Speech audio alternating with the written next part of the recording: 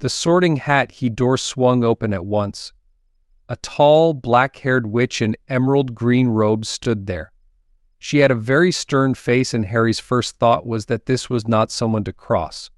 "The Fur's years," Professor McGonagall said. "Hagrid." "Thank you, Hagrid. I will take them from here." She pulled the door wide. The entrance hall was so big you could have fit the whole of the Dursleys' house in it.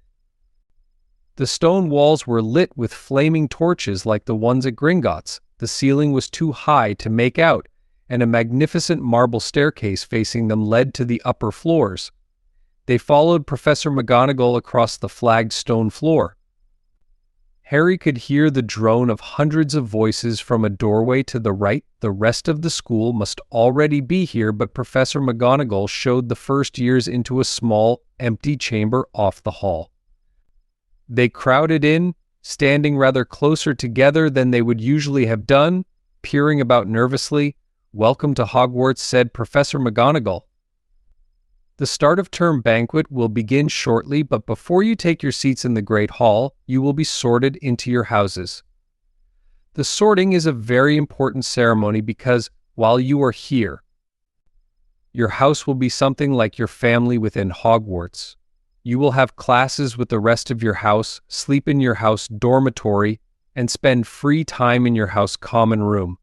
The 4 houses are called Gryffindor, Hufflepuff, Ravenclaw, and Slytherin. Each house has its own noble history, and each has produced outstanding witches and wizards. While you are at Hogwarts, your triumphs will earn your house points, while any rule breaking will lose house points. At the end of the year, the house with the most points is awarded the House Cup, a great honor. I hope each of you will be a credit to whichever house becomes yours. The sorting ceremony will take place in a few minutes in front of the rest of the school. I suggest you all smarten yourselves up as much as you can while you are waiting." Her eyes lingered for a moment on Neville's cloak, which was fastened under his left ear, and on Ron's smudged nose. Harry nervously tried to flatten his hair. "I shall return when we are ready for you," said Professor McGonagall. "Please wait quietly." She left the chamber. Harry swallowed. "How exactly do they sort us into houses?" he asked Ron. "Some sort of test, I think. Fred said it hurts a lot, but I think he was joking." Harry's heart gave a horrible jolt. A test? In front of the whole school? But he didn't know any magic yet. What on earth would he have to do? He hadn't expected something like this the moment they arrived. He looked around anxiously and saw that everyone else looked terrified too. No one was talking much except Hermione Granger, who was whispering very fast about all the spells she'd learned and wondering which one she'd need. Harry tried hard not to listen to her. He'd never been more nervous, never. Not even when he'd had to take a school report home to the Dursleys saying that he'd somehow turned his teacher's wig blue. He kept his eyes fixed on the door. Any second now, Professor McGonagall would come back and lead him to his doom. Then something happened that made him jump about a foot in the air. Several people behind him screamed. "What the?" he gasped. So did the people around him. About 20 ghosts had just streamed through the back wall. Pearly white and slightly transparent, they glided across the room talking to one another and hardly glancing at the first years. They seemed to be arguing. What looked like a fat little monk was saying, "Forgive and forgive and forget. I say, we ought to give him a second chance." "My dear Friar, haven't we given Peeves all the chances he deserves? He gives us all a bad name, and you know, he's not really even a ghost. I say, what are you all doing here?" A ghost wearing a ruff and tights had suddenly noticed the first years. Nobody answered. "New students," said the fat friar, smiling around at them. "About to be sorted, I suppose?" A few people nodded mutely. "Hope to see you in Hufflepuff," said the friar.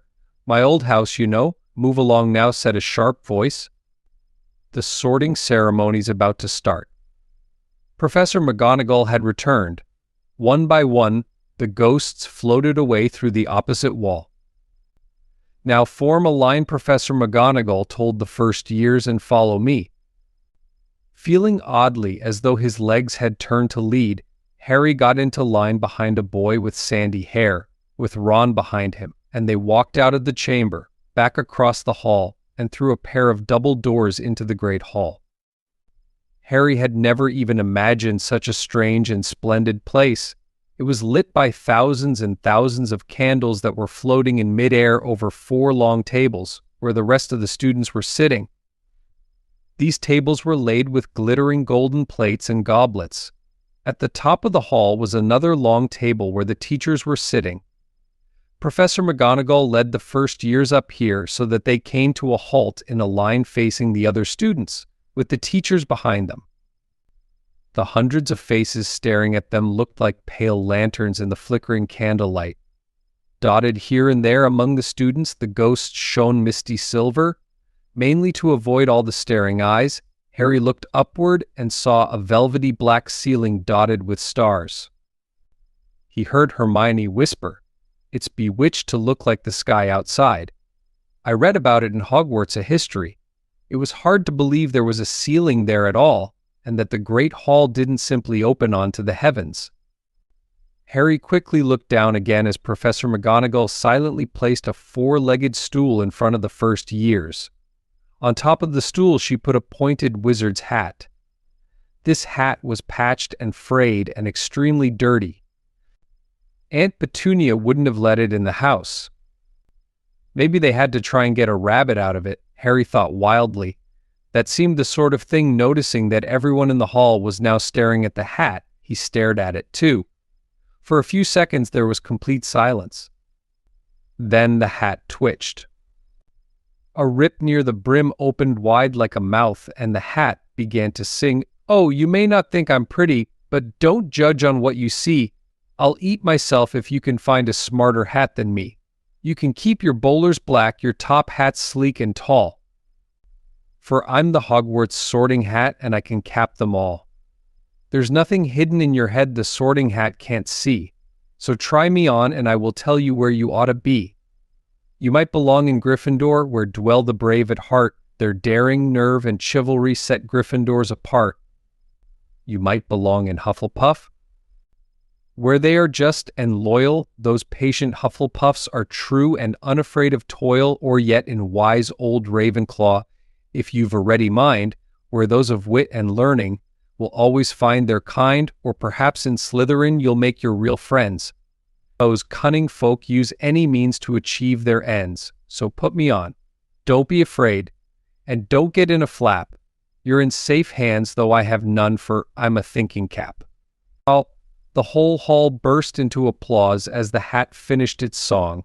It bowed to each of the 4 tables and then became quite still again. "So we've just got to try on the hat." Ron whispered to Harry, "I'll kill Fred. He was going on about wrestling a troll." Harry smiled weakly. Yes, trying on the hat was a lot better than having to do a spell, but he did wish they could have tried it on without everyone watching. The hat seemed to be asking rather a lot. Harry didn't feel brave or quick-witted or any of it at the moment. If only the hat had mentioned a house for people who felt a bit queasy, that would have been the one for him.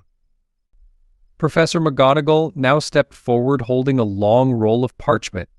"When I call your name, you will put on the hat and sit on the stool to be sorted," she said. "Abbott? Hannah?" A pink-faced girl with blonde pigtails stumbled out of line, put on the hat, which fell right down over her eyes, and sat down. A moment's pause. "Hufflepuff," shouted the hat. The table on the right cheered and clapped as Hannah went to sit down at the Hufflepuff table. Harry saw the ghost of the fat friar waving merrily at her. "Bones, Susan, Hufflepuff," shouted the hat again, and Susan scuttled off to sit next to Hannah. "Boot, Terry, Ravenclaw." The table second from the left clapped this time. Several Ravenclaws stood up to shake hands with Terry as he joined them. Brocklehurst, Mandy went to Ravenclaw too, but Brown, Lavender became the first new Gryffindor, and the table on the far left exploded with cheers. Harry could see Ron's twin brothers catcalling. Bulstrode Millicent then became a Slytherin. Perhaps it was Harry's imagination, after all he'd heard about Slytherin, but he thought they looked like an unpleasant lot. He was starting to feel definitely sick now. He remembered being picked for teams during gym at his old school. He had always been last to be chosen, not because he was no good, but because no one wanted Dudley to think they liked him. Finch Fletchley, Justin, Hufflepuff. Sometimes Harry noticed the hat shouted out the house at once, but at others it took a little while to decide. Finnegan's Seamus, the sandy-haired boy next to Harry in the line, sat on the stool for almost a whole minute before the hat declared him a Gryffindor. Granger, Hermione. Hermione almost ran to the stool and jammed the hat eagerly on her head. Gryffindor, shouted the hat. Ron groaned. A horrible thought struck Harry, as horrible thoughts always do when you're very nervous. What if he wasn't chosen at all? What if he just sat there with the hat over his eyes for ages, until Professor McGonagall jerked it off his head and said there had obviously been a mistake and he'd better get back on the train? When Neville Longbottom, the boy who kept losing his toad, was called, he fell over on his way to the stool. The hat took a long time to decide with Neville. When it finally shouted, Gryffindor, Neville ran off still wearing it and had to jog back amid gales of laughter to give it to MacDougal, Morag. Malfoy swaggered forward when his name was called and got his wish at once. The hat had barely touched his head when it screamed. Slytherin. Malfoy went to join his friends Crabbe and Goyle, looking pleased with himself. There weren't many people left now. Moon, not Parkinson. Then a pair of twin girls, Patil and Patil. Then Perks, Sally Ann, and then, at last, Potter Harry. As Harry stepped forward, whispers suddenly broke out like little hissing fires all over the hall. Potter, did she say? The Harry Potter? The last thing Harry saw before the hat dropped over his eyes was the hall full of people craning to get a good look at him. Next second, he was looking at the black inside of the hat. He waited. Eacham, said a small voice in his ear. Difficult. Very difficult. Plenty of courage, I see. Not a bad mind either. There's talent, oh my goodness, yes, and a nice thirst to prove yourself. Now that's interesting. So where shall I put you? Harry gripped the edges of the stool and thought, not Slytherin, not Slytherin, not Slytherin, not Slytherin, eh? Said the small voice. Are you sure? You could be great? You know, it's all here in your head, and Slytherin will help you on the way to greatness. No doubt about that, no. Well, if you're sure, better be Gryffindor. Harry heard the hat shout the last word to the whole hall. He took off the hat and walked shakily toward the Gryffindor table. He was so relieved to have been chosen and not put in Slytherin. He hardly noticed that he was getting the loudest cheer yet. Percy the prefect got up and shook his hand vigorously, while the Weasley twins yelled, "We got Potter, we got Potter." Harry sat down opposite the ghost in the ruff he'd seen earlier. The ghost patted his arm, giving Harry the sudden, horrible feeling he'd just plunged it into a bucket of ice-cold water. He could see the high table properly now. At the end nearest him sat Hagrid, who caught his eye and gave him the thumbs up. Harry grinned back. And there, in the center of the high table, in a large gold chair, sat Albus Dumbledore. Harry recognized him at once from the card he'd gotten out of the chocolate frog on the train. Dumbledore's silver hair was the only thing in the whole hall that shone as brightly as the ghost's. Harry spotted Professor Quirrell, too, the nervous young man from the Leaky Cauldron. He was looking very peculiar in a large purple turban, and now there were only 4 people left to be sorted. Thomas, Dean, a black boy even taller than Ron, joined Harry at the Gryffindor table. Turpin, Lisa became a Ravenclaw, and then it was Ron's turn. He was pale green by now. Harry crossed his fingers under the table, and a second later the hat had shouted, "Gryffindor." Harry clapped loudly with the rest as Ron collapsed into the chair next to him. "Well done, Ron. Excellent," said Percy Weasley pompously across Harry as Zabini. Blaise was made a Slytherin. Professor McGonagall rolled up her scroll and took the sorting hat away. Harry looked down at his empty gold plate. He had only just realized how hungry he was. The pumpkin pasties seemed ages ago. Albus Dumbledore had gotten to his feet. He was beaming at the students, his arms opened wide, as if nothing could have pleased him more than to see them all there. "Welcome," he said. "Welcome to a new year at Hogwarts. Before we begin our banquet, I would like to say a few words. And here they are: Nitwit, Blubber, Oddment, Tweak. Thank you." He sat back down. Everybody clapped and cheered. Harry didn't know whether to laugh or not. "Is he a bit mad?" he asked Percy uncertainly. "Mad?" said Percy airily. "He's a genius. Best wizard in the world. But he is a bit mad. Yes, potatoes, Harry?" Harry's mouth fell open. The dishes in front of him were now piled with food. He had never seen so many things he liked to eat on one table: roast beef, roast chicken, pork chops and lamb chops, sausages, bacon and steak, boiled potatoes, roast potatoes, fries, Yorkshire pudding, peas, carrots, gravy, ketchup, and for some strange reason, peppermint humbugs. The Dursleys had never exactly starved Harry, but he'd never been allowed to eat as much as he liked. Dudley had always taken anything that Harry really wanted, even if it made him sick. Harry piled his plate with a bit of everything except the peppermints and began to eat. It was all delicious. "That does look good," said the ghost in the ruff sadly, watching Harry cut up his steak. "Can't you? I haven't eaten for nearly 500 years, said the ghost. "I don't need to, of course, but one does miss it." "I don't think I've introduced myself. Sir Nicholas de Mimsy Porpington at your service. Resident ghost of Gryffindor Tower. I know who you are," said Ron suddenly. "My brothers told me about you. You're nearly headless, Nick." "I would prefer you to call me Sir Nicholas de Mimsy," the ghost began stiffly, but sandy-haired Seamus Finnegan interrupted. "Nearly headless? How can you be nearly headless?" Sir Nicholas looked extremely miffed, as if their little chat wasn't going at all the way he wanted. Like this, he said irritably. He seized his left ear and pulled. His whole head swung off his neck and fell onto his shoulder as if it was on a hinge. Someone had obviously tried to behead him, but not done it properly. Looking pleased at the stunned looks on their faces, nearly headless Nick flipped his head back onto his neck, coughed, and said, "So, new Gryffindors, I hope you're going to help us win the house championship this year." Gryffindors have never gone so long without winning. Slytherins have got the cup 6 years in a row. The bloody Baron's becoming almost unbearable. He's the Slytherin ghost. Harry looked over at the Slytherin table and saw a horrible ghost sitting there with blank staring eyes, a gaunt face and robes stained with silver blood. He was right next to Malfoy, who Harry was pleased to see didn't look too pleased with the seating arrangements. "How did he get covered in blood?" asked Seamus with great interest.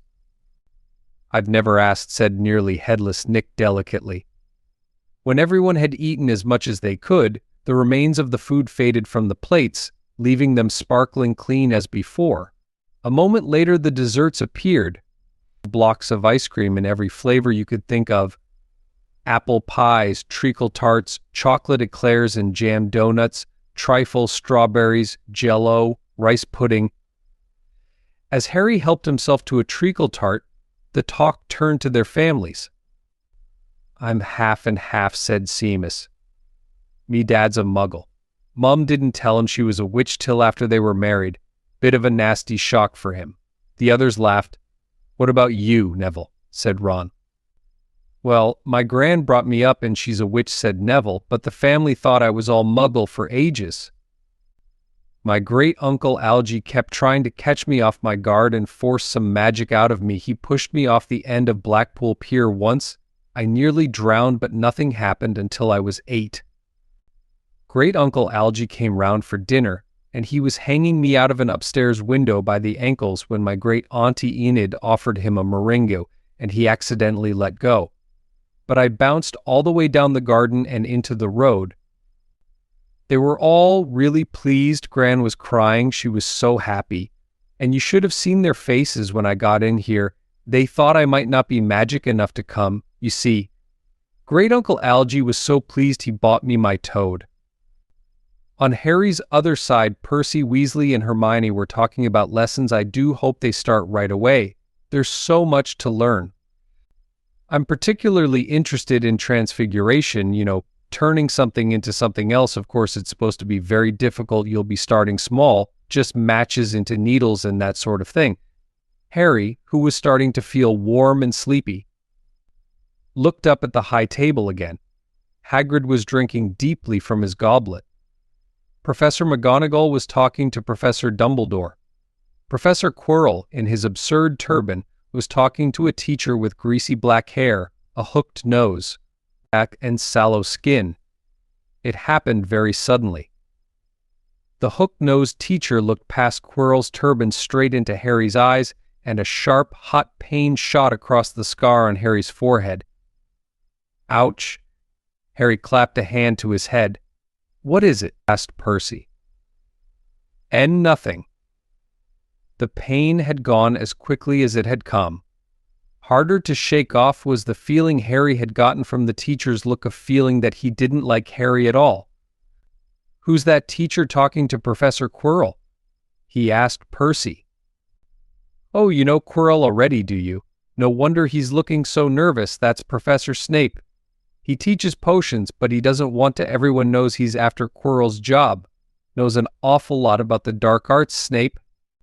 Harry watched Snape for a while, but Snape didn't look at him again. At last, the desserts too disappeared, and Professor Dumbledore got to his feet again. The hall fell silent. "Ahem, just a few more words now that we are all fed and watered. I have a few start-of-term notices to give you. First years should note that the forest on the grounds is forbidden to all pupils, and a few of our older students would do well to remember that as well." Dumbledore's twinkling eyes flashed in the direction of the Weasley twins. "I have also been asked by Mr. Filch, the caretaker, to remind you all that no magic should be used between classes in the corridors. Quidditch trials will be held in the second week of the term. Anyone interested in playing for their house teams should contact Madam Hooch.